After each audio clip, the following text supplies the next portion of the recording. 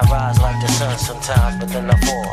Like a black moon, I rise when the night falls. When the night falls, the mic calls, so listen, it's the ultraviolet rays that keep me rising on the mission. What up, all my Exceed the Hype Beast? Welcome back. Go ahead and hit that subscribe button, because you never know when your team breakdown is gonna drop, alright? The Milwaukee Bucks are having their best season in recent history. Most of this is because of the Greek Freak, but it's also because of their coaching change.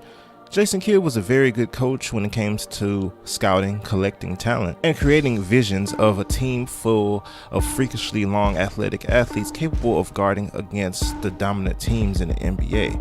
However, when it came to X's and O's, the Milwaukee fan base often complained about Kidd's offense's lack of fluidity. More times than not, we saw Milwaukee's offense turn into Greek Freak or bust. This year, the Bucks are dominating the league by picking up the pace, creating more space on the floor, and shooting more threes. Brook Lopez is a big part of this. The acquisition of Brook Lopez was a game changer for the Bucks, as he is the premier stretch 5 in the league. We've heard of stretch 4s for years, but not too many stretch 5s. He is shooting 7 threes a game at 37%, and in the process is pulling teams' rim protectors out to the three-point line and leaving the lane open for the Greek Freak to keep constant pressure on the rim. You also have somebody like Chris Middleton, who is an absolute stud next to Giannis. He is scoring 18 points a game while shooting 7 threes a game at 38%. He provides Milwaukee with another playmaker, another ball handler on the floor, and his length and athleticism make him a good and versatile perimeter defender. Eric Bledsoe's points per game is down this year a little from previous years, but we are seeing his assist and rebound numbers trend upward, and he is a vital piece of the Bucks' up-tempo offense, whether he's pushing the ball or running out to the corners in transition. Malcolm Brogdon is another reason why the Bucks are so good this year, as this marks year 3 of his consistent improvement. This year, Malcolm is giving you 15 points per game, 5 rebounds, and 5 assists while shooting a whopping 43% from the three-point line. He is providing a complementary player for Giannis. He is also giving you minutes at the point guard position and giving you another long wing defender. The potential MVP himself, Giannis Antetokounmpo.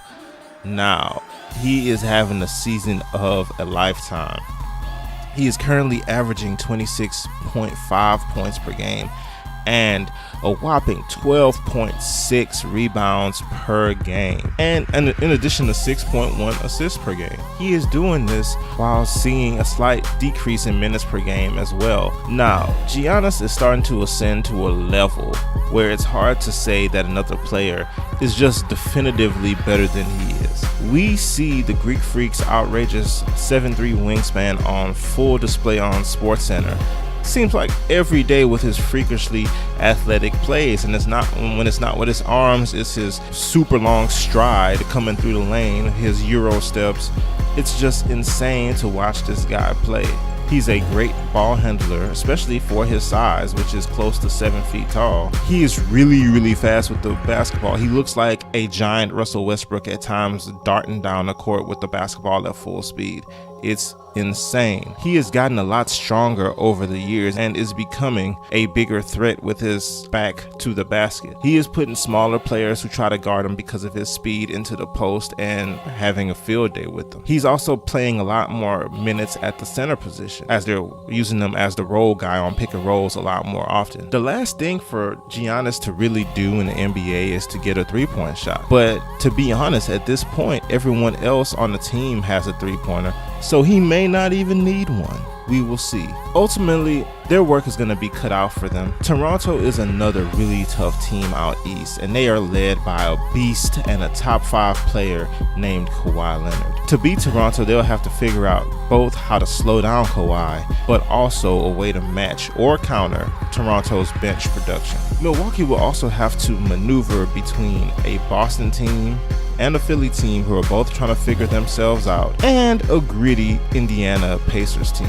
But personally, I could see the Bucks winning the East. Milwaukee also plays Golden State very well, and Giannis is one matchup that KD cannot shoot over, and he cannot beat with his athleticism, as Giannis is a far better athlete than Kevin Durant. This makes Milwaukee's matchup with Golden State even more interesting, and they can also outshoot any team in the West if they get hot. So the answer to the question, can the Bucks win a title? It's a tough road ahead for the Bucks, but it's a road that could, if everything goes right, end with a Larry O'Brien trophy.